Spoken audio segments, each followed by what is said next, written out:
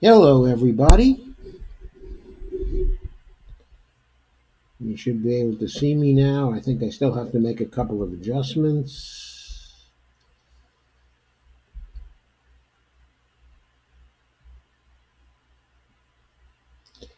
How's my sound, by the way? Hi, Greg. Nice to see you. And Karen, great to see you. And Honey, great to see you. Steve Day, nice to see you. Glad you're all here. Thanks for coming early. I'll be starting in just a minute.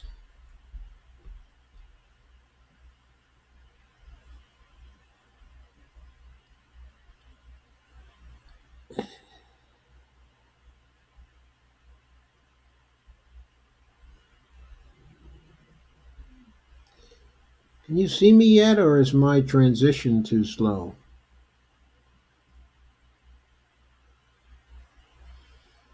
Oh, the visuals are good too. Okay, excellent. Then I'm not going to worry about the visuals. I probably just have to refresh my screen here.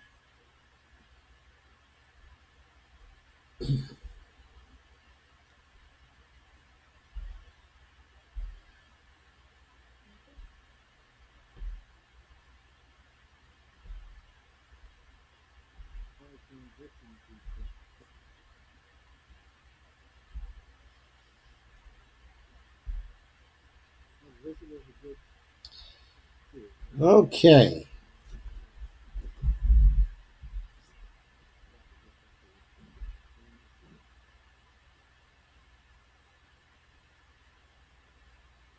There I go.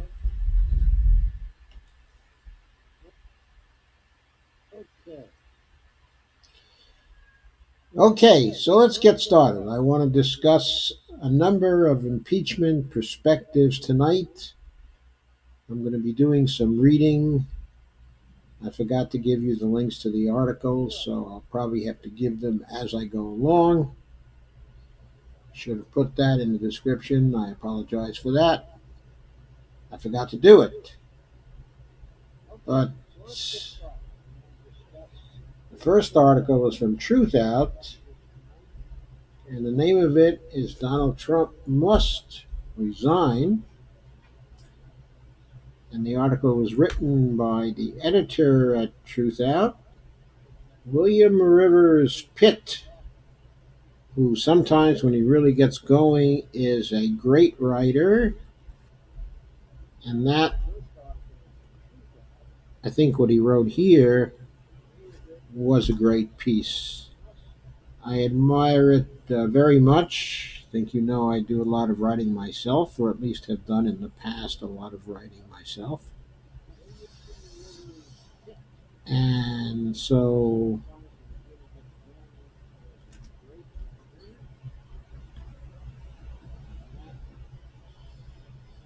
I think you have the link by now.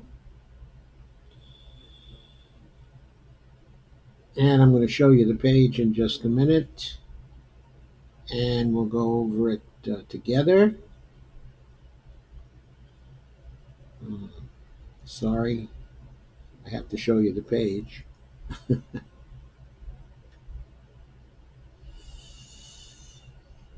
Okay, let me make it a little easier to read. There's a nice picture of Trump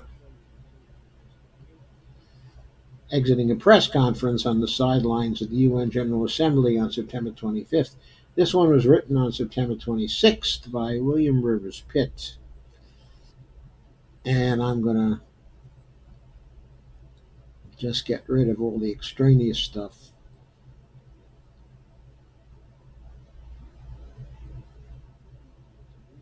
If it'll do that for me. Oh, I know. I'm sorry. I did the wrong thing. I just want to use clearly here. So, here we go.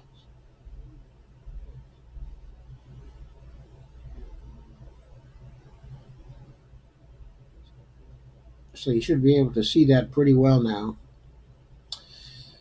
So it says Wednesday's abrupt release of a summary transcript of the call between Donald Trump and Ukraine President Zelensky, intended to prove that Trump did nothing wrong, had the polar opposite effect. While not a complete record of the conversation, the summary clearly shows Trump asking a foreign leader to dig up dirt on the son of a political rival as, quote, a favor, unquote. Right after talking at length about all the aid the U.S. has provided to Ukraine in the past. Exculpatory it was not, says William Rivers Pitt. On Thursday morning, the whistleblower report on that phone call revealed the revealed existence of which first cracked this scandal wide open, was declassified and made public. It can be read in full here, and the article gives a link to the actual report. And quoting from the report, Pitt says multiple White House officials with direct knowledge of the call informed me that after an initial exchange of pleasantries, the president used the remainder of the call to advance his personal interests. Namely, he sought to pressure the Ukrainian leader to take actions to help the president's 2020 re-election bid, unquote. The whistleblower report, says Pitt, I should have said unquote, sorry. The whistleblower report is damning in the extreme, and not just for Trump.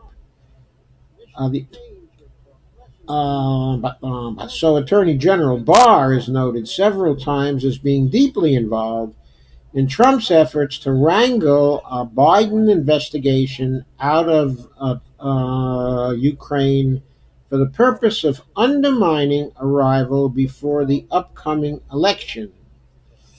During his confirmation hearing, Barr denied under oath that Trump had ever asked him to undertake an investigation into any individuals. So it looks like this report directly contradicts what Barr denied under oath. Anyway, going on with the article, Senator Kamala Harris, who questioned Barr on this specific topic during his confirmation hearing, was nonplussed after reading the summary transcript of the Trump Zelensky conversation, which clearly included Barr. So, quoting from her, I asked Attorney General Barr whether the White House had ever asked or suggested, hinted, or inferred that he open an investigation into anyone. At the time, Harris tweeted this on Wednesday, quote again, at the time he seemed stumped. Barr must come back to Congress and answer that question under oath, unquote. Now that the whistleblower report has come to light, Barr being required once again to testify before Senator Harris may be the least of his worries. Yes, he may be up for impeachment too for lying to Congress, right? The whistleblower report also describes in detail how White House officials knew full well that Trump had crossed a bright legal line by seeking dirt on a political rival from a foreign power. Those officials, reads the report, quote, were deeply disturbed by what had transpired in the phone call, unquote. To hide this fact, those officials deliberately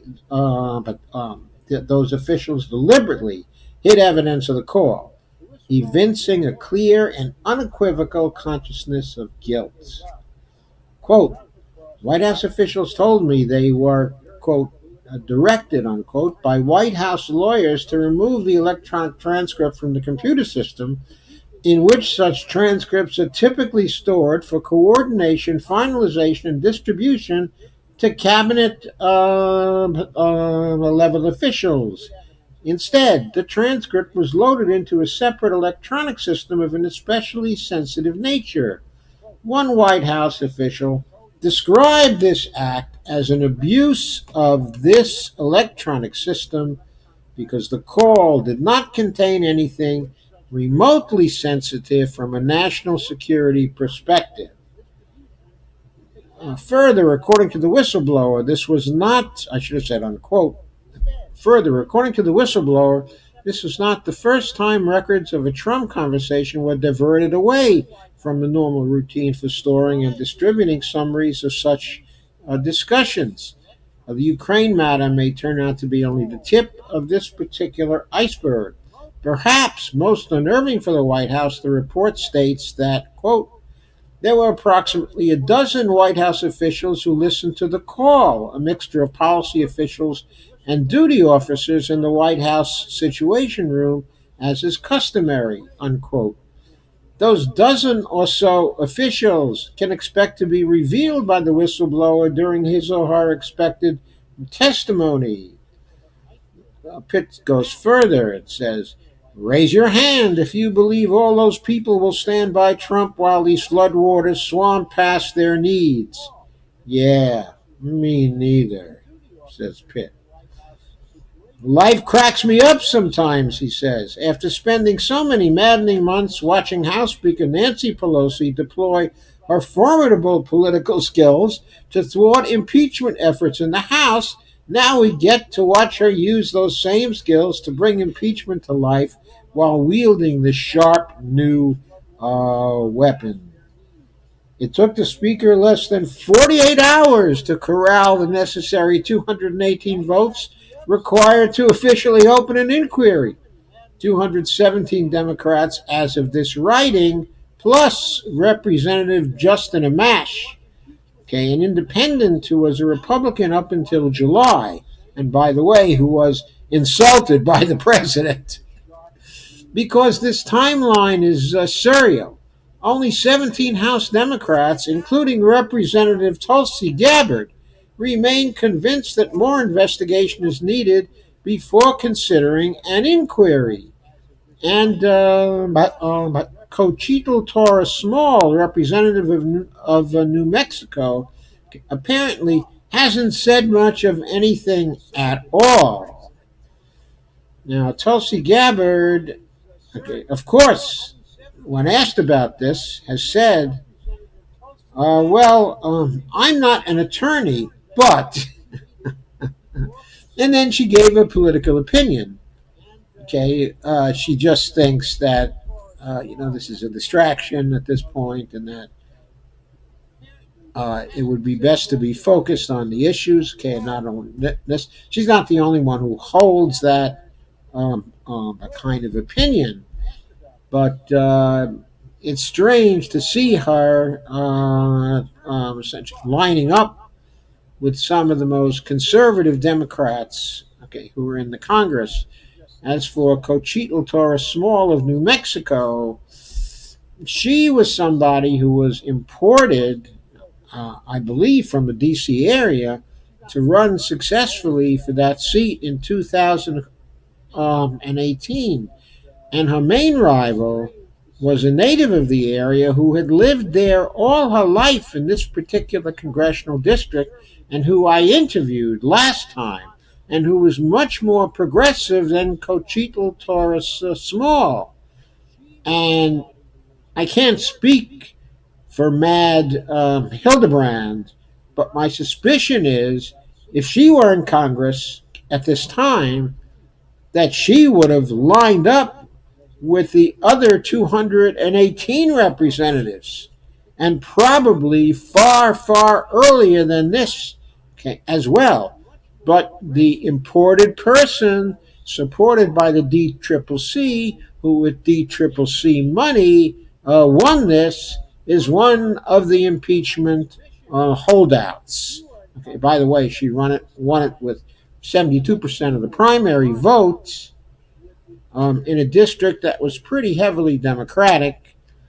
And Mad Hildebrand, which was much the preferable candidate, got 25%, 26%, with almost no money gathered from small donors. A grassroots candidate. Shame she lost. But here she is holding out on the impeachment. Now that Nancy Pelosi has this extraordinary whistleblower in hand, I expect that the 218 will be 236 before the church bells ring on Sunday. This was written on Thursday, the 26th.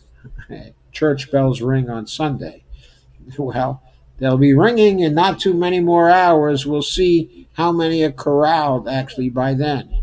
According to reports, Nancy Pelosi was able to collect those 218 votes by narrowing the focus to the Ukraine matter alone. So evidently that's why she did it, leaving off official inquiries into Trump's obstruction of justice during the Mueller investigation, which in itself was probably a good idea, and other areas of concern, which probably was not a good idea. This made the process more palatable to the conservative district members of her caucus. There was some commentary by me in that last uh, paragraph that was not all written by William Rivers Pitt. So Pelosi's reasoning for this strategy is twofold. First, narrowing the scope was the only way she saw to get to 218. And second, the issue is straightforward, easily explained to voters without having to use a reluctant Mr. Mueller as a witness, his dense 400-page report, and a 19-circle Venn diagram to show how it all connects to Trump. The clarity found in the whistleblower report makes the process even simpler to lay out. Quote, the Democrats are trying to destroy the Republican Party and all that it stands for, unquote, Trump tweeted moments before the report became public. Quote, stick together, play their game, and fight hard, Republicans. Our country is at stake, unquote. There has been only blessed silence on his account since. That was as of Thursday. There may have been more since then. I haven't looked at Trump's account. So, when Richard Nixon was confronted by a collapse of Republican support as the impeachment guillotine was sharpened in Congress, he resigned in disgrace rather than face the music. It remains to be seen whether Trump will be able to hold on to his obsequious allies now that the whistleblower report has blown the deliberately placed lid off the scandal. But I would not hold my breath. Trump's people have displayed all the integrity of a rabid dog to date, but they can be relied upon to defend their own self interest above all else. Donald Trump should take a leaf from Nixon's book and spare us all the upheaval. He won't, of course, because all this means he will be on television even more than usual, and that is what he lives for. Perhaps Mitch McConnell, Lindsey Graham, and Kevin McCarthy can tread the path of the long walk taken to Nixon's door by Barry Goldwater, John Rhodes, and Hugh Scott. Three senators, by the way. When they told him, that is, when they said to Nixon, it was time to go. And Pitt ends, it's time to go, Donald. I thought that was extremely well written and a great one, okay, especially on Thursday. He minced no words. He was very direct. He told Trump it's time to go. And it is time to go for Trump. But Trump will not. And that will probably be very good for the Democratic Party, but I don't know. I'm not sure. There are many considerations on this, as we will see as we move through some of the other perspectives. So let's go to the next one.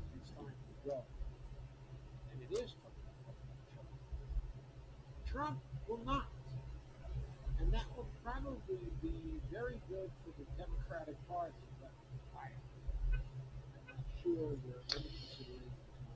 Okay, so in the end, Trump left Nancy Pelosi no choice on impeachment. This one's from Common Dreams, and it was also as of Thursday, September 26th. So things have changed since then, haven't they? Uh, and this was by John Atchison. Yes, Atchison is probably the way he pronounces it. Readers of my columns know. Let me see if I can simplify this a bit. I think I can. And make the type larger so you can see it since I'm sharing it with you.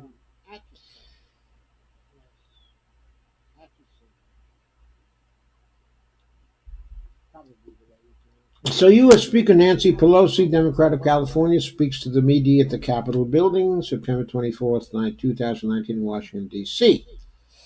She announced a formal impeachment inquiry today after all allegations that President Donald Trump sought to pressure the president of the Ukraine to investigate a leading Democratic presidential contender, former Vice President Joe Biden, and his son, which was the subject of a reported whistleblower complaint that the Trump administration has withheld from the Congress.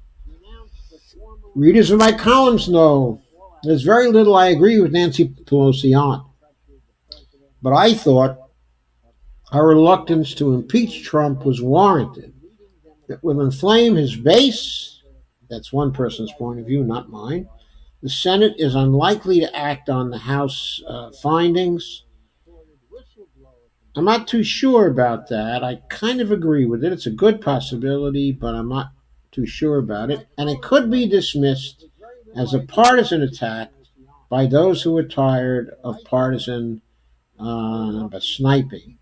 That's why it's important to get it over with fairly quickly, because people will not stay angry until November of next year over this. Trump is just not that popular.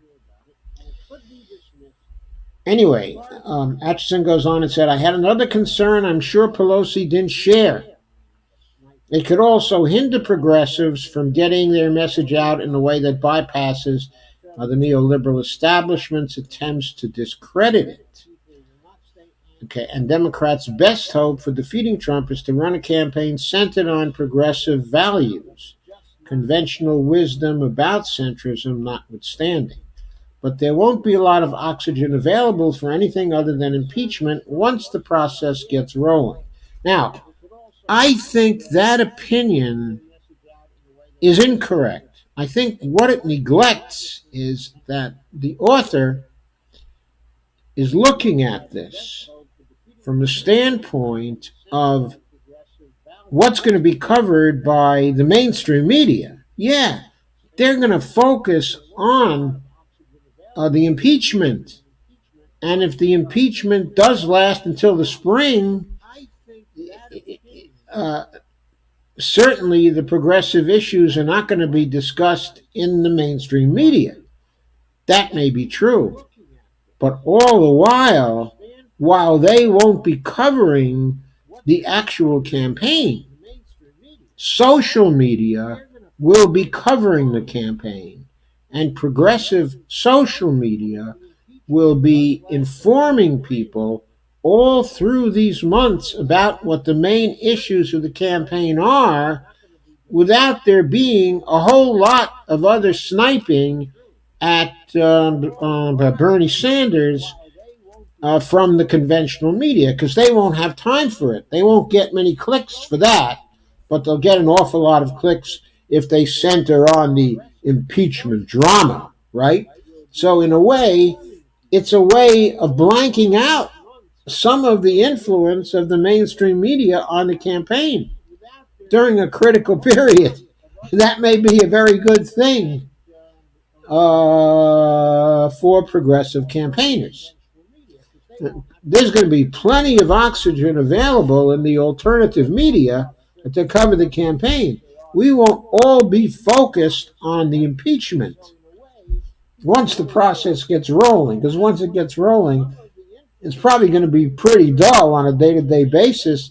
Only the mainstream media will find it exciting and will hype it up from day to day to day, just wearing out every little issue that arises, making a big fuss over nothing. In the end, Trump left Nancy Pelosi no choice. He was systematically undermining the institutions and norms that give power and authority to the mere words written on parchment more than 2 centuries ago. And I did think that this part of it was very, very well stated. The documents and the words have no power when the people aren't vigilant and the leaders don't accept them as binding. Indeed, Russia and China have constitutions that confer freedom and power to the people while constraining those of the government. But because there's no real tradition of freedom and no institutions vested with authority, they're about as binding as an advertising jingle. And he goes on, the Mueller report revealed impeachable offenses, but they could be and were glossed over in the interest of the political calculus. Okay, and Atchison goes on, but Trump's war on Congress's oversight authority, his active undermining of a free press, his attempts to discredit the intelligence community, Department of Justice, and the rule of law in general, as well as his willingness to blatantly violate the Emoluments Clause, have cumulatively threatened the things which animate our Constitution and assure our freedoms. If Trump were left unchecked, our system of government would be forever compromised. Our freedoms, no more real than those afforded to citizens of China and Russia. Our revered text reduced to empty words. In short, Trump was stripping a system based on checks and balances of any checks, okay, or any balance. And I'd add to this and emphasize this did not begin with Trump. It began a long time ago, during the 1990s even, with Bill Clinton, a bit slowly then, but it gathered steam under Bush 43, and it continued under Obama. The move towards a system with few checks and balances, okay, of any kind. And Trump was able to accelerate that still further. Impeachment, therefore, may have, if it's done right, might have the positive effect of reversing these trends rather quickly and restoring the place of Congress in the balance. Atchison goes on, but if we must impeach, we must target the fundamental nature of the crimes, not the criminal. We must leaven our prosecution of Trump with the robust defense of freedom. Indeed, if Democrats are wise, they can turn this into a much needed national civics lesson and restore a real balance to our political discourse, one based on values and principles, not on personalities, One grounded, I think that's probably too much to expect. In other words, it might be based on values and principles, but the personality is going to be there too. One grounded in our common heritage, not our individual preferences. We might even restore the Enlightenment ideas of our founders to center stage.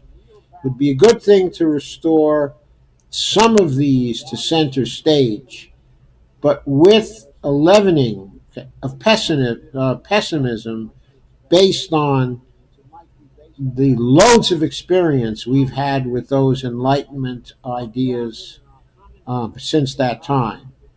For example, the uncritical belief uh, that time will bring inevitable progress. That's one of the Enlightenment ideas that we have needed to strip ourselves of. That's not necessarily the case unless we make it so. I'm going to stop this article now at this particular point, but I do think the main points I've just been going through are very, very important. We must target the fundamental nature of the crimes, not the criminal, and not the specific incident having to do with the Ukraine. Yes, that's important. But we have to base this on his active undermining of the oversight authority of the Congress, of a free press, his attempts to discredit the intelligence community, the DOJ, and the rule of law in general, as well as his willingness to blatantly violate the Emoluments Clause. Yes, he's been systematically trying to dismantle the institutions that make our Constitution more than a series of dead letters. That's what he's been trying to do to create fascism in the United States. This impeachment, even if he's not convicted, may put a stop to all this. If we make the case, even if the Senate lets him get off the hook, we still may find that as the campaign goes on, he is disempowered more and more by what happens to public opinion over that particular period of time. And as for Atchison's view that this is going to whip up his base,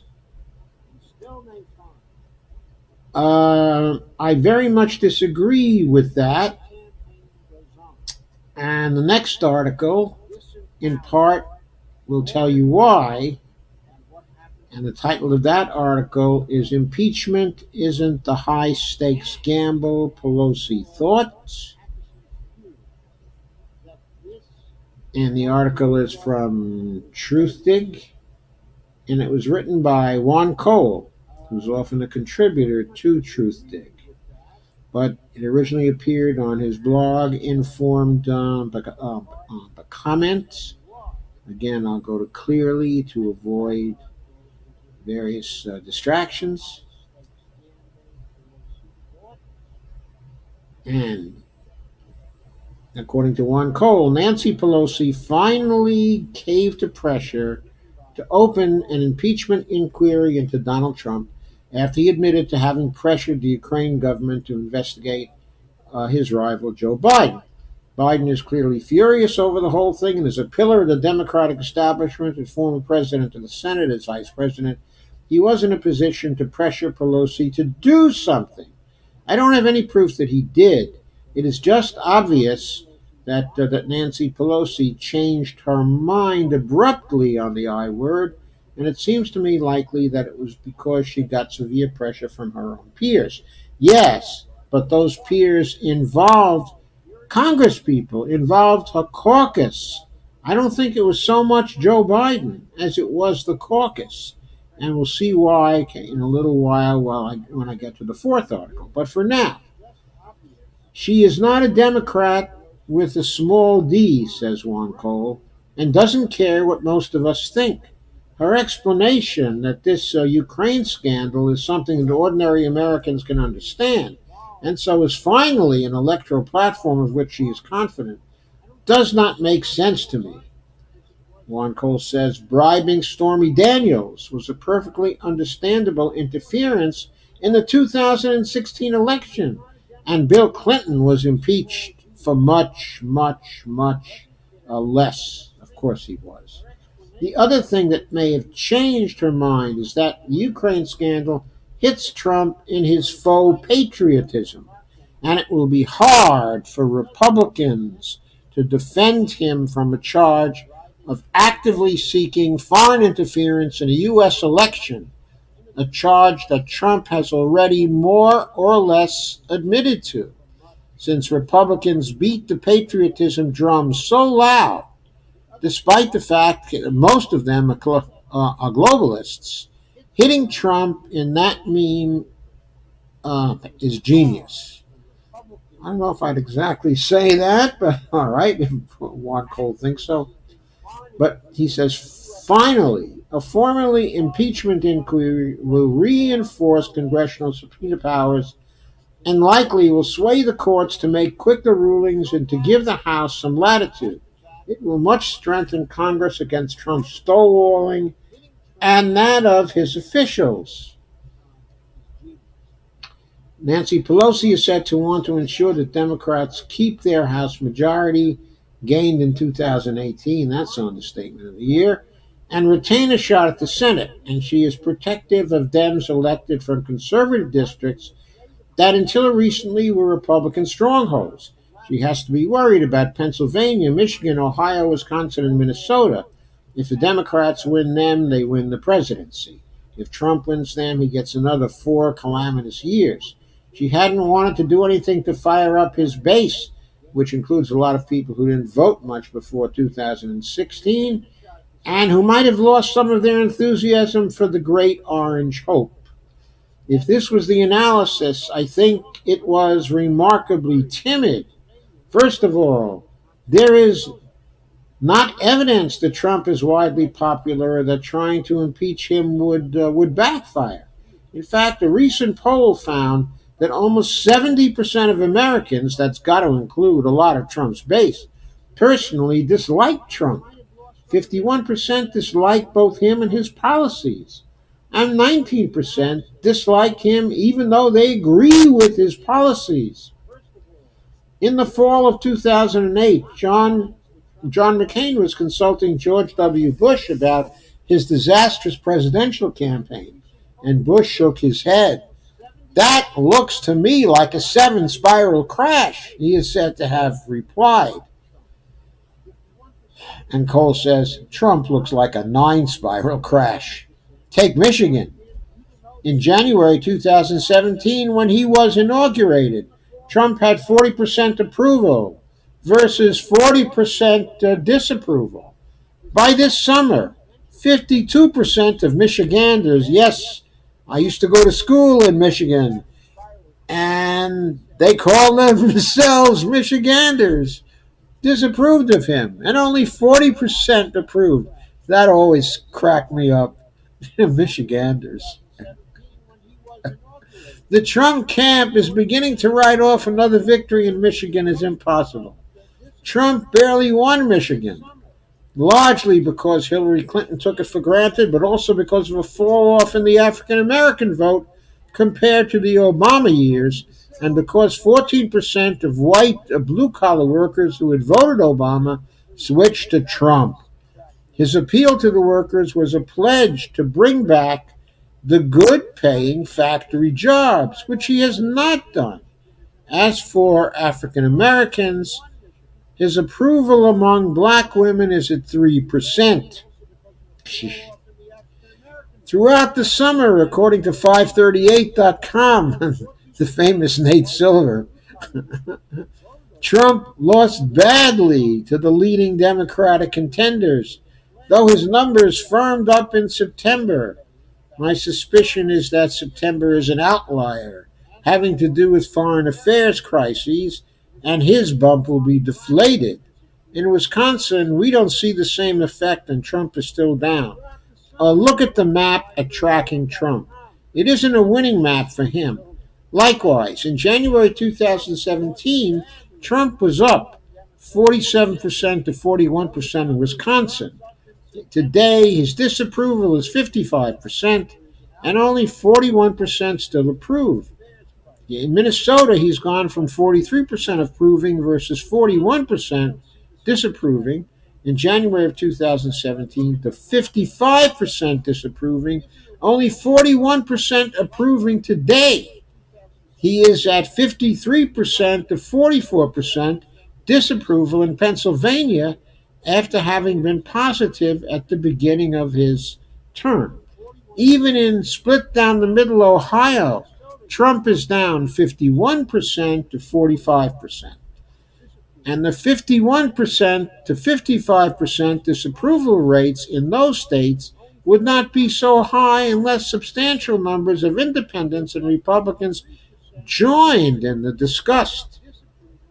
I thought those numbers were very impressive in favor of the argument that his base is not getting fired up anytime soon, not by impeachment or anything else.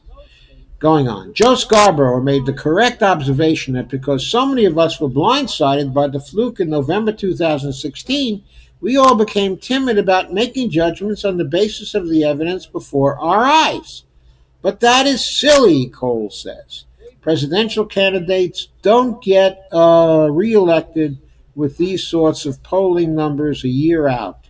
Maybe this sort of thing had infected Nancy Pelosi's thinking, but the idea that a Trump impeached would be stronger given his fall in the ratings in key states just strikes me as daft.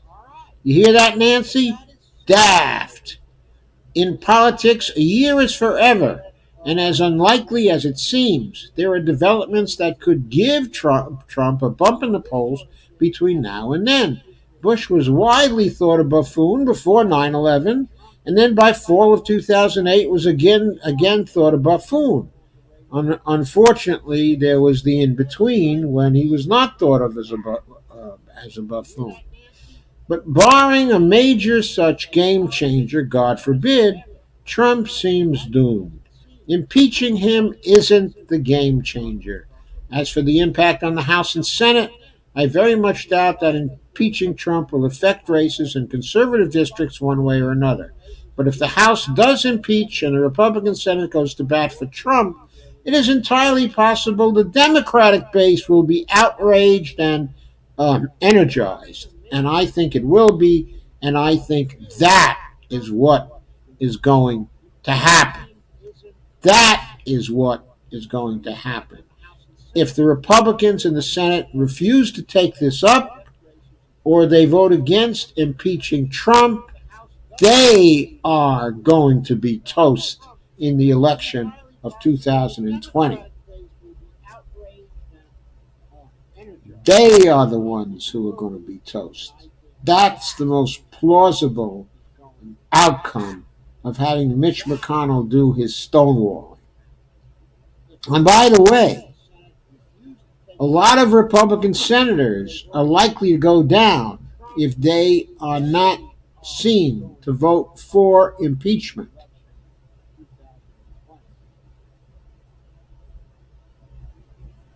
Anyway, we get now to the final article I want to go over tonight.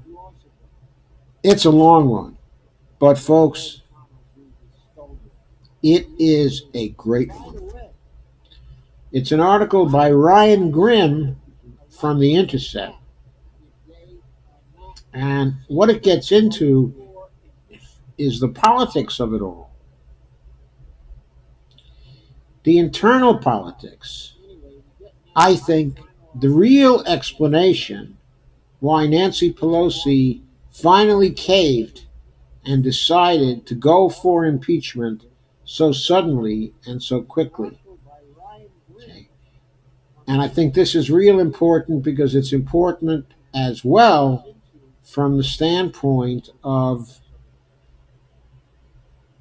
the interplay, the interplay between the Democratic base and what happens in the Congress, and the interplay also between our progressive pressure at the level of the base and what can happen in the Congress. On Wednesday, September 18th, as Democrats prepped for a series of private meetings, it was clear that nerves had been frayed. August had been a challenge for the party's rank and file, as activists and angry citizens back home browbeat them at town halls, grocery stores, and local events for the party's unwillingness to impeach Donald Trump. Quote, "We spent all summer getting the shit kicked out of us back home," unquote, said one Democrat who received such treatment. The day before, former Trump advisor Corey Lewandowski had made a mockery of the Judiciary Committee's interview of him, betraying open contempt for the process and the people who were running it. Swing district Democrats, known as frontliners, meanwhile, had spent the last few weeks vocally decrying the pressure on them to call for impeachment, claiming it was putting them in a political jam. Democrats were debating publicly whether the hearings Jerry Nadler was running at his Judiciary Committee were or were not, in fact, the launch of impeachment proceedings. Standing athwart the tide of impeachment, yelling, "Stop!" was House Speaker Nancy Pelosi. It wasn't her fault that the process had become a fiasco, Pelosi told her colleagues in one meeting. In her opinion, Nadler should have held Lewandowski in contempt, quote, "right then and there," unquote. Quote, "The party's passivity was causing real political pain for rank and file members of Congress." Thanks, honey.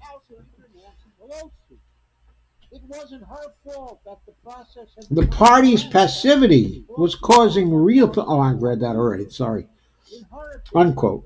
But there was a bigger problem. Representative Jamie Raskin, a Democrat of Maryland, told his colleagues that day. Raskin, the highest ranking progressive, okay, who's on the periphery of leadership, is a constitutional attorney and had long been calling for impeachment on principle. But politics now matter too, he argued, and the party's passivity was causing real political pain.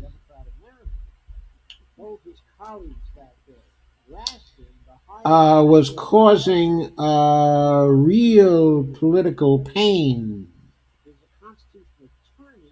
Where am I? There I am.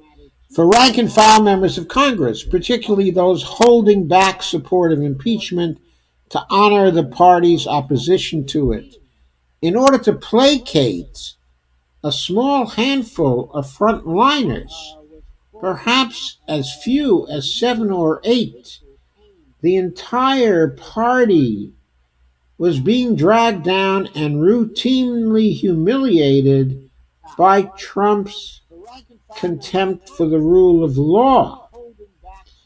The grassroots anger was translating into primary challenges, he noted. That is, Jamie Raskin noted. And needlessly furious constituents.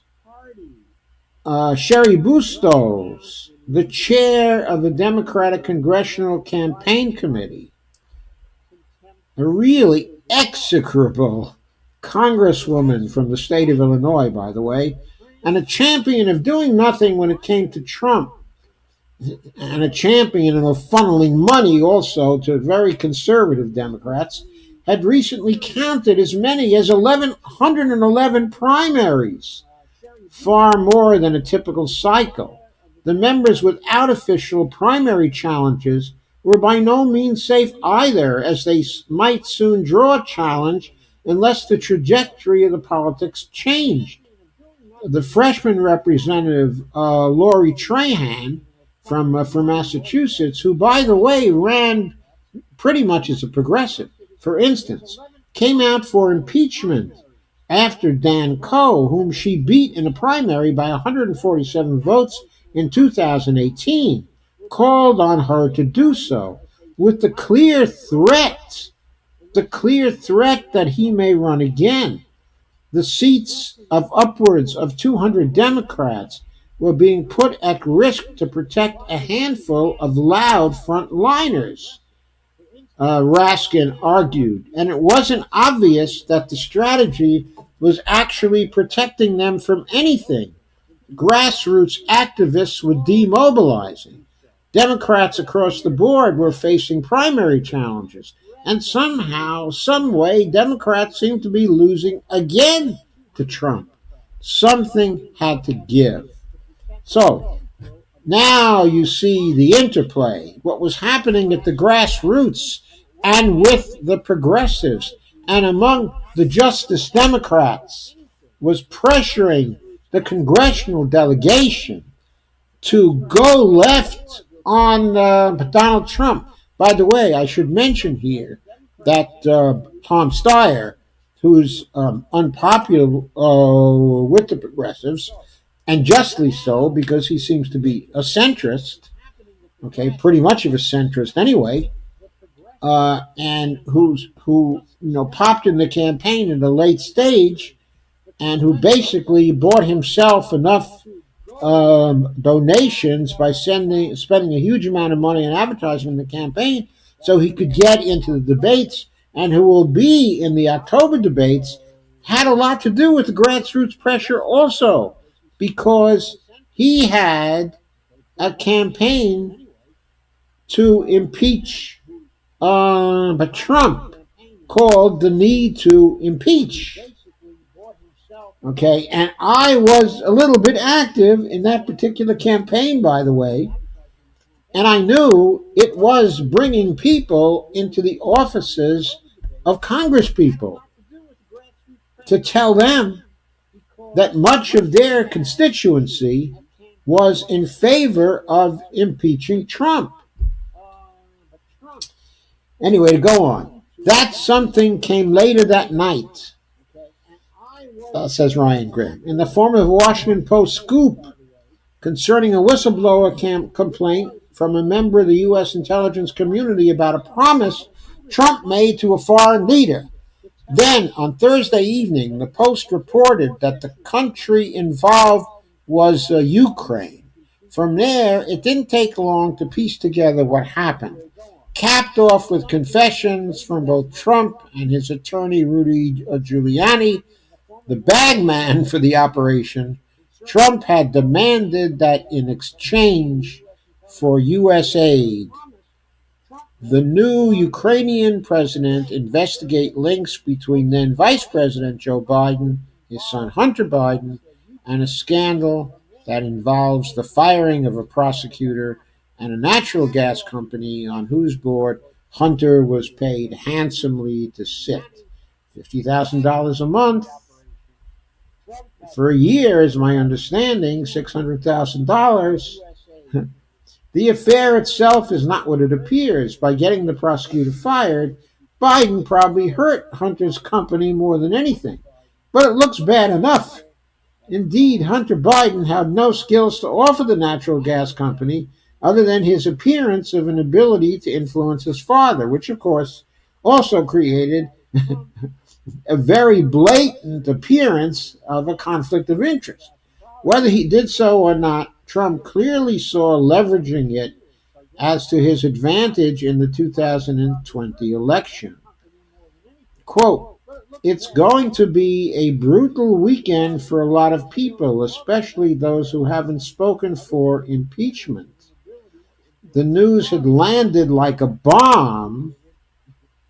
Oh, and by the way, all this was going on the eve of a recess where the Democratic caucus was going to have to go home, and where, if they hadn't voted for an impeachment inquiry, They were likely to hear no end of complaints during the recess, when many of them are going to have town halls, including my own congressperson. The news had landed like a bomb in a Democratic caucus that was already ready to explode.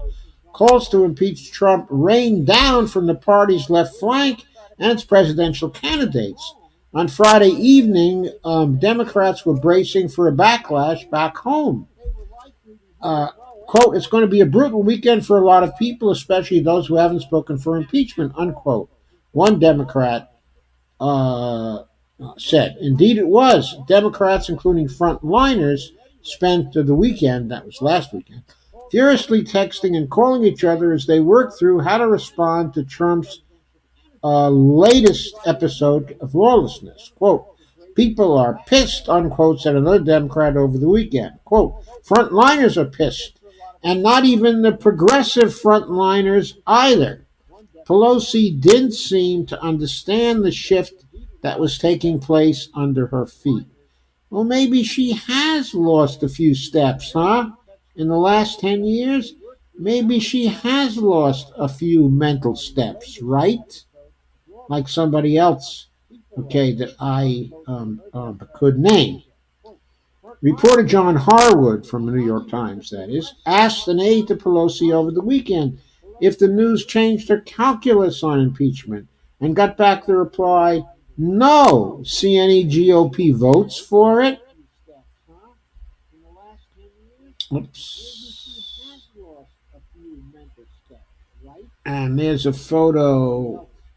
Let me see what I got here.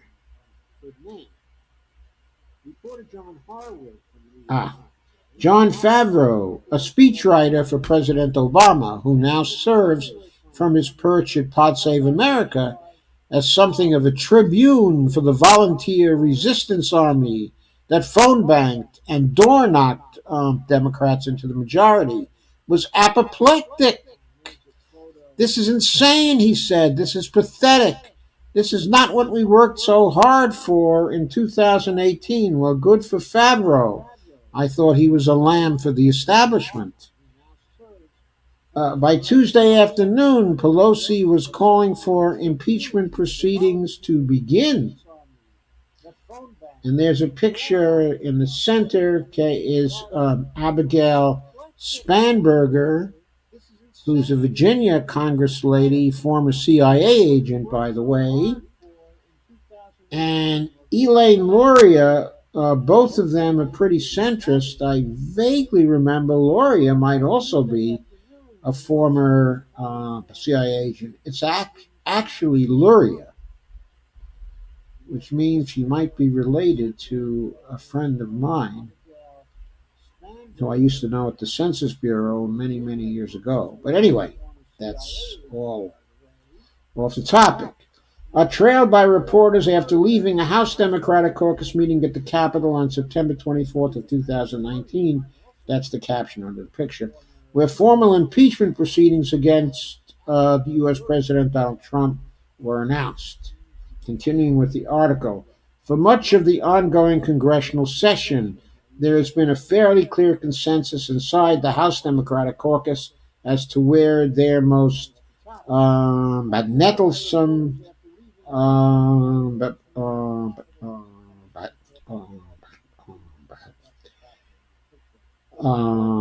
but their most nettlesome problems were likely to spring from.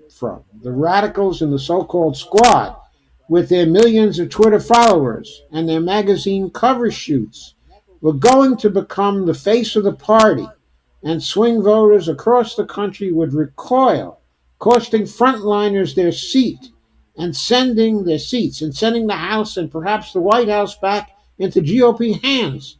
For the first half of the year, Democratic leaders engaged in public battles with the squad, including Representatives Alexandria Ocasio-Cortez, Ilhan Omar, Anna Presley, and Rashida Tlaib, played out via official condemnations on the House floor or in interviews with New York Times columnist Maureen Dowd, otherwise known in progressive circles as Mo Doe. Sorry, couldn't resist adding that to the article. The famous Mo Doe. Obviously, a play on Dodo. Anyway, I couldn't let that go. I just couldn't let that go. Of the 44 frontliners in the Democratic caucus, the ones who'd been the most vocal against impeachment internally and in public included Max Rose, Alyssa Slotkin, Abigail Spanberger, Josh Gottheimer, Elaine Luria, Mickey Sherrill, Jared Golden, Chrissy Houlihan, and Jimmy Panetta, joined by others depending on the day. Collectively, the frontliners are crucial to the majority, so rank and file party members have long been willing to cut them extreme amounts of slack when it comes to moderating the Democratic agenda. But the Democrats most vocally opposed to impeachment, those who insisted not just on opposing it themselves, but worked to stop the broader caucus from moving forward, had begun to wear out their welcome. Patience also wore thin as the politics of passivity no longer seemed to be benefiting even frontliners, as the demobilization of the Democratic base began to look like an existential electoral concern, and the arguments some frontliners were making on behalf of doing nothing had gotten increasingly strained. Quote, "It's not hard at all to demand impeachment," unquote, one argued to colleagues. Quote again, "What actually takes courage is not demanding impeachment," unquote. The same frontliners who had been the most vocal against pursuing impeachment had also generally been the ones most hostile publicly and internally toward the squad, as more of the caucus had began to see passivity rather than radicalism as the party's bigger problem. The caucus moved away from the idea that the squad was going to be their death knell, and even some frontliners grew less patient with internal attacks on them. And Representative Angie Craig, a freshman frontliner from Minnesota, made the case privately to her frontline colleagues that if they have the problem with the squad or anybody else, they should feel free to say so publicly back home and use the contrast to set themselves apart. But she argued at a private meeting just before the August recess that members should stop battling internally to have the squad shut down. Each member, she argued, has a district to represent, and that's the case too with Ocasio Cortez, Omar, Tlaib, and Presley. do tell, do tell. They got districts to represent. Guess what? On Monday, Craig came out in support of impeachment proceedings. Angie Craig. She was joined by her Minnesota colleague, Dean Phillips, another frontliner, who made headlines earlier this year for his public break with Omar, who serves in a neighboring district. Trump has argued that by making the squad the face of Democrats, he'll be able to win Minnesota in 2020, giving extra weight to the moves by Craig and Phillips, both of whom flipped GOP districts in 2018. Then, Monday night, six of the most vocal opponents, that's last Monday, of impeachment, the type Raskin was referring to at last week's meeting, published a joint op-ed in the Washington Post calling for impeachment proceedings to begin. The authors, all frontline freshmen, included Spanberger, Slotkin, Gil Cisneros of California, Houlihan, Luria, and Sherrill. Jason Crow of Colorado also signed, but he had previously come out in support of impeachment. They would be followed Tuesday by more frontliners advancing impeachment, including New York Representatives Antonio Delgado and Tom Suozzi. And those two were being pressured by more progressive people in New York as well. They were worried about getting primary. And then they were followed by Pelosi, who called a meeting Tuesday afternoon to tell members she was moving forward with impeachment, though she hadn't decided if there would be a special committee formed or if it would go through a regular process. Jerry Connolly, a Democrat from Virginia, by the way, in a district next to mine, left the meeting calling it both significant and anticlimactic. He had called for impeachment in August.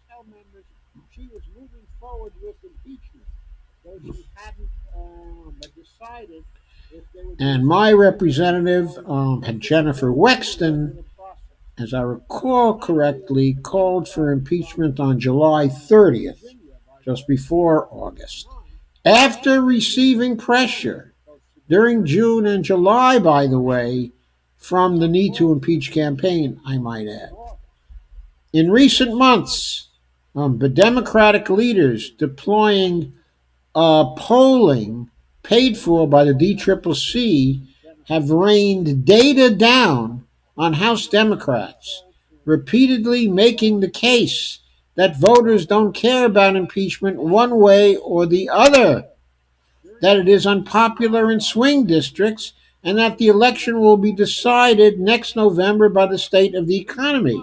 The DCCC has argued, showing slides that members aren't allowed to take with them out of the briefings, that voters want to see Democrats flex an affirmative agenda, not spend their time trying to take down Trump. The DCCC is so out of touch, as is the DNC. They have their own pollsters. I'm sure their own pollsters are rigging it, telling the DCCC what the DCCC wants to hear. That's the only explanation for this. Because need to impeach data on sentiments in various districts was showing that many voters, certainly a plurality, wanted to see Democrats impeach Trump. And of course, there are many polls that show that the kind of campaign the DCCC wants to have run is not at all the kind of campaign that's indicated by the issue polling. Anyway, going on. Yet even before Democrats launched an impeachment inquiry on Tuesday, the media coverage was dominated by talk of impeachment anyway, and members were being confronted by angry constituents in their home districts. So how did the vaunted DCCC polling miss that? How did they miss that? Because they need to fire their freaking pollsters. The most ambitious project launched by House Democratic leadership in 2019, its prescription drug package, was meanwhile released last week with barely a whimper. The polling pales in comparison to the scale of Trump's Ukraine gambit. Quote, "This is extortion of a foreign leader. This is abuse of office in the most sordid way to get dirt on a prospective political opponent," Connolly said, calling it, quote, "beyond the pale," unquote. A senior aide to one frontline Democrat who came out for impeachment earlier in the summer said that doing so had minimized the pain that so many others felt over recess. You see, they feel the pain when we go to see them, when we grumble, when we complain, when we go to the town halls and we're angry. They feel the pain and they change. Even if polls say that the majorities in swing districts would prefer Democrats to legislate and cooperate rather than focus on impeachment, those numbers don't tell the whole story. First, they ignore intensity as the most active Democrats. The ones who show up to town halls and knock on doors are also the most likely to be supportive of impeachment, and winning them over has major re-election advantages while angering them comes with downsides, big downsides. The senior aide to one frontline Democrat who came out for impeachment early in the summer said that doing so had minimized the pain that so many others felt over Democrats. Quote, August would have been really painful if we had not done it, the aide said. The surface level polling also doesn't answer the question of what the consequences of impeachment would be. A commonly held reservation among Democrats who are wary of impeachment comes down to its political implications. Would impeaching Trump simply reelect him by galvanizing his supporters? And since the Senate will acquit him, why bother? That concern, argue impeachment supporters, misunderstands the way impeachment would be perceived publicly, and perhaps most importantly, how failing to impeach appears to voters. All of the Democrats talk about scandal and corruption. Absent impeachment seems like partisan bickering, whereas taking concrete action sends a signal to voters that there's more to it. Democrats' inability to control the message, had neither launched an impeachment inquiry or not, had also put frontliners in a difficult spot. In late August, Spanberger vented about that on a frontliner conference call. She asked if anybody could tell her if Democrats had or had not launched an impeachment inquiry, and she was met with silence. She lit into the party leadership for leaving vulnerable Democrats not just confused about what they ought to do, but confused about what they're actually doing. Slotkin, meanwhile, had made similar critiques privately, arguing that the haphazard approach taken by the Judiciary Committee had made the process seem amateurish and made it harder for members like her to get behind it. Alexander McCoy, a political director for the progressive veterans group Common Cause, said after meeting with more than 30 Democratic offices, I don't know how progressive Common Cause is anymore, but that's another story. With more than 30 Democratic offices about impeachment over the last week, he came away with a sense that Democrats, and particularly frontliners, were deeply confused as to what the party strategy is. Quote, these members of Congress were elected to deliver accountability to Donald Trump, but a lot of them are worried that the investigations process so far has been a confusing mess. The thing is, they're right, he said. The lobbying appeared to pay off as they met with 6 of the 7 signers of the Washington Post op-ed that broke the dam.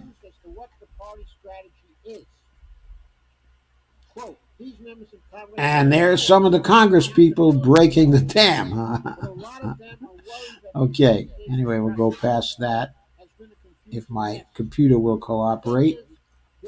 That's Adam Schiff, of course, but I'm not sure who the others are with him. But anyway, frustratingly for many, House Democrats, their own political fortunes, frustratingly for many House Democrats, their own political fortunes seem to be at the whim of intramural spats among senior members of the party battling over turf or old grievances. Quote, a lot of it is turf wars at the top and a few loud frontliners that have been behind many of the worst votes we've had this year, unquote, said one member. Intelligence Committee Chairman Adam Schiff, a California Democrat, has been one of the loudest voices against an impeachment inquiry, Democrats said, because his own committee, he argues, should be the venue for investigations. Yeah, so the deep state can control it. So the CIA can control it. On CNN's State of the Union, he started to move in a hedged fashion over the weekend. Quote, the president is pushing us down this road, and if in particular, after having sought foreign assistance and welcomed foreign assistance in the last presidential campaign as a candidate, he's now doing the same thing again, but now using the power of the presidency, then he may force us to go down this road. I've spoken with a number of colleagues over the last week, and this seems different in kind, and we may very well have crossed the Rubicon here. Yes, it is different in kind. The reason why it's different in kind is because It was never clear that Russiagate actually occurred. He might have sought it as a candidate before he was the president. He seems to have, in making a public statement, essentially seeking it. But he was, after all, only a candidate then. He was not the president of the United States. He was not violating the Emoluments Clause at that point because he was only a candidate. Okay, but anyway, they never proved. They never proved. They never had explicit evidence, like they have in this case, that he welcomed foreign assistance, that he got foreign assistance, that there was anything to the Russiagate conspiracy. The mainstream press, notwithstanding, they never proved anything. They never got out of the Mueller report what they wanted to get out of the Mueller report. That's why they haven't proceeded on it. But this was not just a smoking gun. This was the visible evidence of him as president seeking foreign assistance. And by the way, there doesn't have to be a quid pro quo. There only has to be a showing that he sought foreign assistance, and it's right there in the transcript released by the whistleblower and by the DNI. The Judiciary Committee, meanwhile, is riven with its own discord. Going back to the article, the chair is held by Representative Jerry Nadler of New York, who won a 2017 power struggle against Zoe Lofgren, a Californian who's close to Pelosi, after John Conyers was forced to resign. Yes, in the Me Too scandals. John Conyers, the father of the Medicare for All bill, H.R. 676, was forced to resign after, 50, I don't know how many years. And he's been in Congress since 1965. It was really... The wounds from that battle are still raw, Democrats say, producing extra internal committee turmoil. I will say, both Zoe Lofgren and Jerry Nadler are smart legal minds in the Congress. But, that said, what I'm telling you is that Jerry Nadler has been trying to expand this into impeachment hearings, into an impeachment inquiry, a formal one, for some time, and Pelosi has been holding him back. On the Ways and Means Committee, the chair, Mr. Richard Neal, who's a Democrat of Massachusetts, dragged his feet for months before requesting Trump's taxes from the IRS, as is his right. That may be his right, but it was also his stupidity. His colleagues were driven mad by the slow process, which they suspected was driven by Neal's desire to get Trump and the GOP's buy-in for his retirement security legislation. I mean, this is impeachment stuff, and this guy is bargaining for his retirement security legislation. After it passed the committee, Neal finally moved, though he now has a primary challenge from Alex Morse, the mayor of Holyoke, Massachusetts. Everybody get behind Alex Morse. This guy Neal is a slug who crawls on the ground. The same dynamic is playing out in the Transportation and Infrastructure Committee.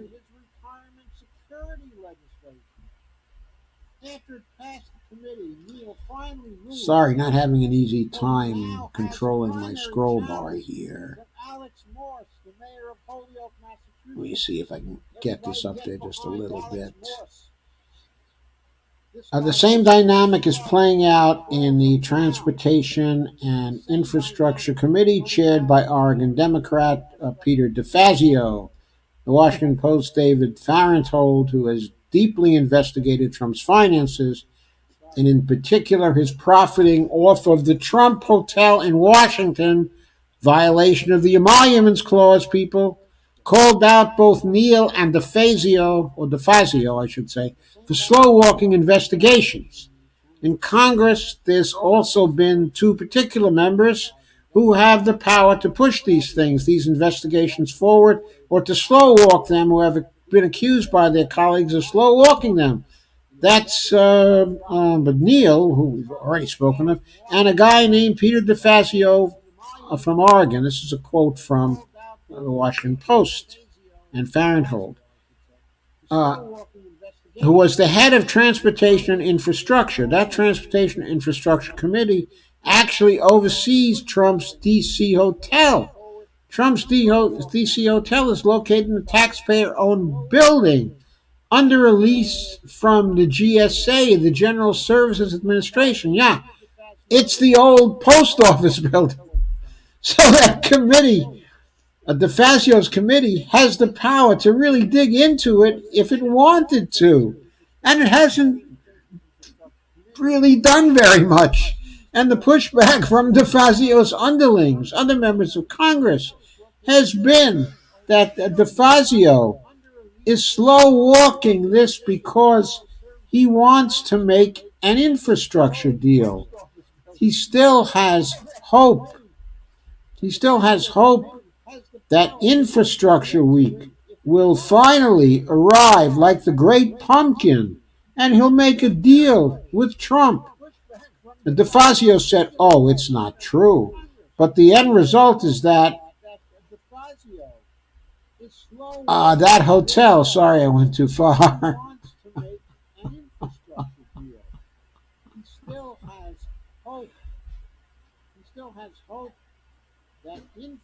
Ah, I went way too far. Now I have to get it back. So. And he'll make a deal with Trump. DeFazio said, "Oh, it's not true." But the end result is that. Seems like it'll take a moment. That hotel, sorry, I went too far.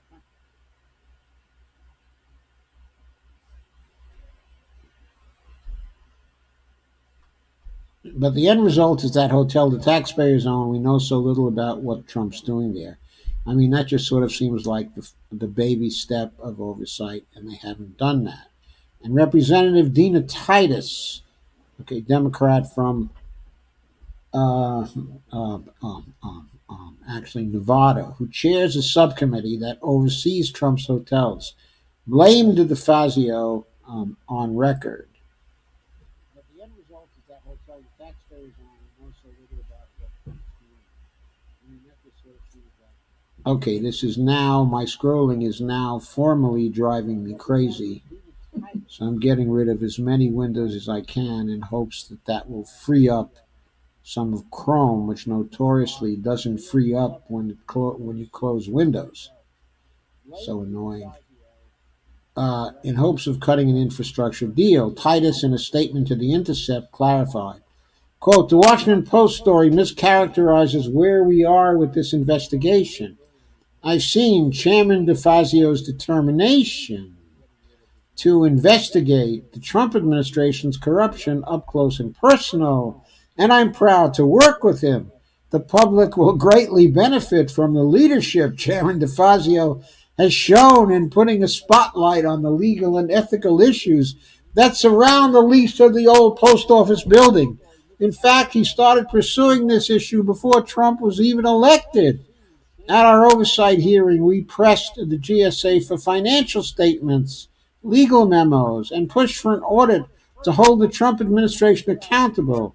I know that Chairman DeFazio is prepared to use his subpoena power if necessary." All I have to say about that is, at long last. Asked if the Post had accurately characterized the criticism, Titus spokesperson Kevin Gerson said, quote, "I think that if she had directly said those words, the Post would have likely put it in quotes. And at this point, it's obvious that even the paraphrasing is completely void of the context of where we're at in this investigation," unquote. Farenthold said that he stands by his reporting. DeFazio pushed back on the characterization of his committee's activity earlier this week, chaired a hearing that hit the GSA hard at last. Now DeFazio too, has a primary challenge. See, yet another primary challenge from organizer Doyle Canning, who argues that Peter DeFazio has been insufficiently willing to challenge Trump. If impeachment was ripened by the sunshine of insurgent primaries, the sudden movement forward threatens to wilt those challenges. The opponents who'd been blasting incumbents for being too soft on Trump needed to tweak their message in a way that drained it of some of its energy. Too little, too late, uh, too little, too late, said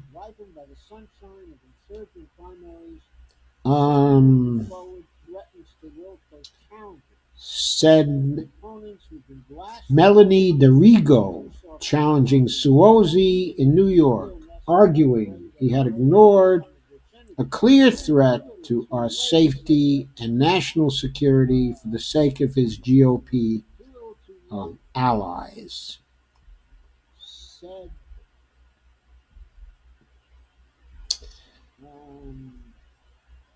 Uh, Doyle Canning, who's challenging DeFazio, upped the demand, calling for a speedy floor vote.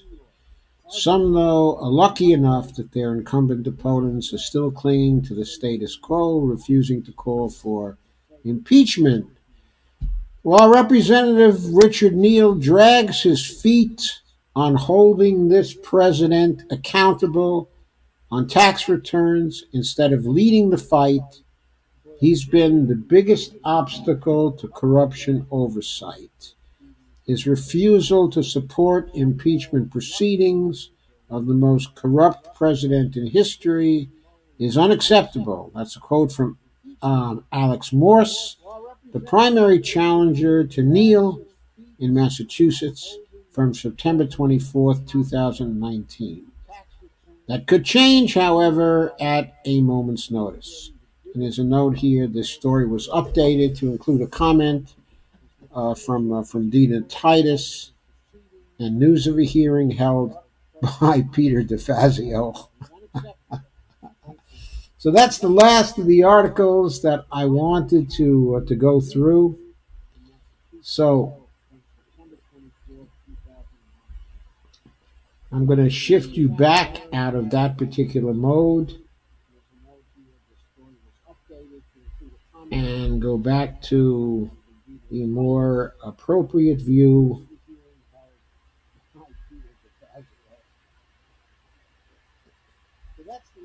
And there we are. So,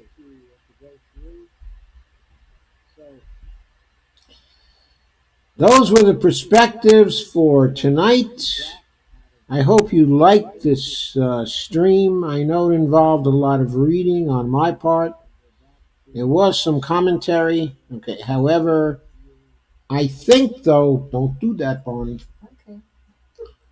I think, though, that shed light on what has been happening here, what the political background is of what has come down.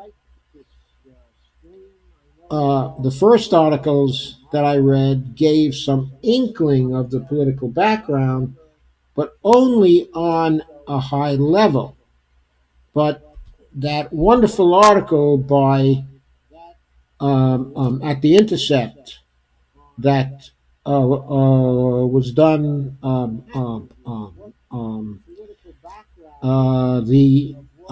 the article,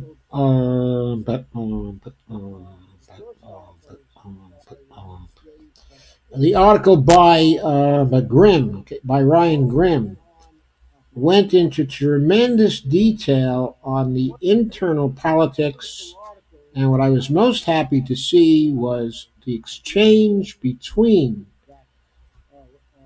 the politics in Congress and the politics in the campaign, and the way the progressive pressure in the campaign, the threats to primary the members, and the actual primarying of the members in some places was affecting them on this critical issue, okay, of impeachment.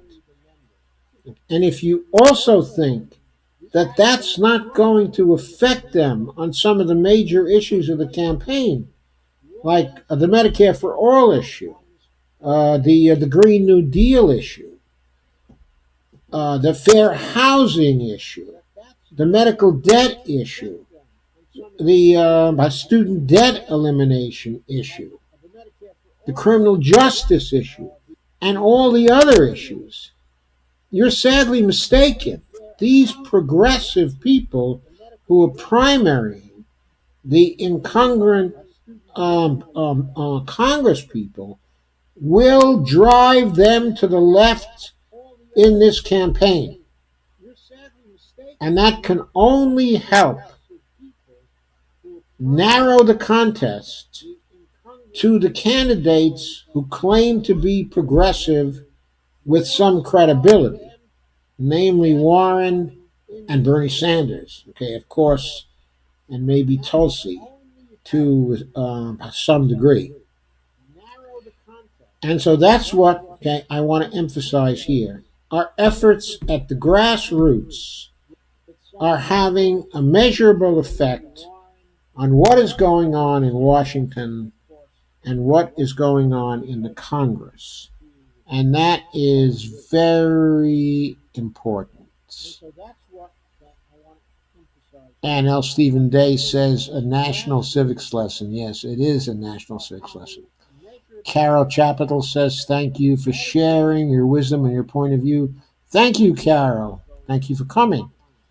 Gregory Mallard says, that means we have to roll up our sleeves and work harder. You bet. And he also says it's all about the money the mainstream media will make from it. And Randy Hedgebeth has joined. Russell Gorman has joined. Matt Waldy has joined. Rosemary Robertson has joined. Stephen Day says a national civics lesson. Gary Houck says that Lance has got an echo. Sorry, Lance, about the echo. Lance Fallon, that is. Gary Houck says, yes, time to save our Constitution. Greg Mallett says, David Perdue of Georgia will go down because we're sick of him here in Georgia and want him gone. I hope so, Greg. I hope so. And Sherry Bustos is someone I'd love to see primary. Yeah, me too. Yeah, me too. I'm ashamed to say that when she first ran, I believe it was in 2008, that I so wanted a Democratic Congress, I actually made a contribution to her campaign at that time, okay, or actually Bonnie did on behalf of our family. I never have done that again. I never have done that again. From the first, she showed that there was nothing progressive about her. She was just a creature of the establishment. She ran as a progressive, of course.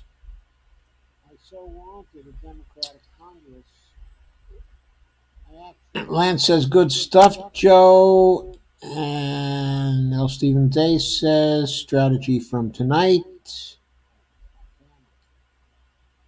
And Alex Morse, okay, according to Greg Mallard, who's right about this, made a public announcement of his congressional bid back on July 22nd. Yes, I remember the time.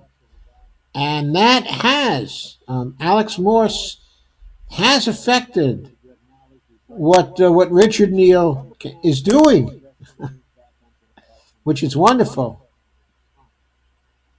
And that has, Alex Morse has affected what Richard Neal. And Steve Day asks, which is wonderful, when the House sends recommendation for impeachment over to the Senate, can Mitch keep it off the floor? Greg Mallett answers, that will most likely happen. Mitch has propped up the illegal actions of the administration. And Giovanna Lane has joined. Hi, Giovanna. Steve Day says Alex Morse. And Steve Day says Trump leases the old PO. Wow, yeah, he does. He does. It was quite a scandal that he got that. Greg says he actually bought the building. I don't know if he bought the building or it's actually on a very long-term lease. But anyway, Greg says Alex Morse made a public announcement. I said that already. Russ Gorman says he's been listening from Stony Brook. How's the conference going? I watched two very, very good sessions today that were quite exciting. But how's the conference going, Russ? What I'm referring to here is the third MMT annual conference, by the way. Lance said, I like that you read it. Lance said it left me hands-free to get ready for work. Hey, good. And Greg said Alex's campaign site doesn't have a section about issues he addresses on his platform. I haven't been to his campaign site, but if he doesn't have issues on his campaign site, he better get that soon, because I don't think he's going to be able to run very well as a progressive without it. He has to show where he's different from Neil, because Neil is going to have an immense advantage. But as I understand it, Alex Morse has been pretty progressive as a mayor, of Holyoke. So he's probably got a reputation from that. But he better get an issues page, for sure. Okay, any other comments or questions? I hope you all have shared this.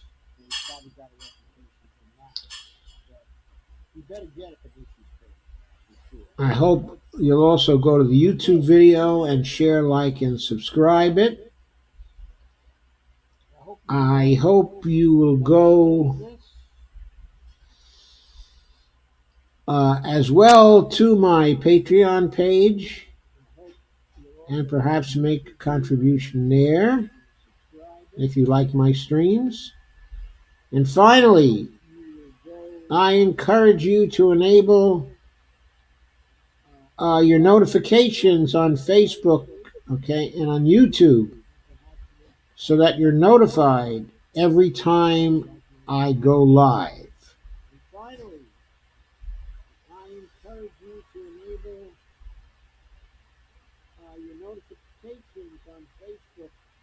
And Russ Goldman says, panel 4 of day 1 was interesting for sure. Both panels today were interesting. A little talk of the MMT Core Scholarship by getting bastardized. Yes, I heard that talk of it being bastardized. I wonder who's been doing the bastardization. But for all I know, maybe they think I've been doing the bastardization. But anyway. The panels I saw were the ones with Yeva Nersessian, okay, and with Nathan, who I thought gave a really wonderful statement, a really wonderful coverage of the fiscal and non-fiscal things that you could do to fight inflation. That was just very, very well researched. I'm sure Nathan is going to write a great book on this particular subject. And the other one that I watched was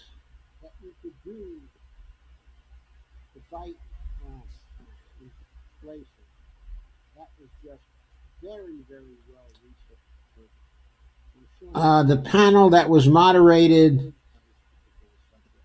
by Andres.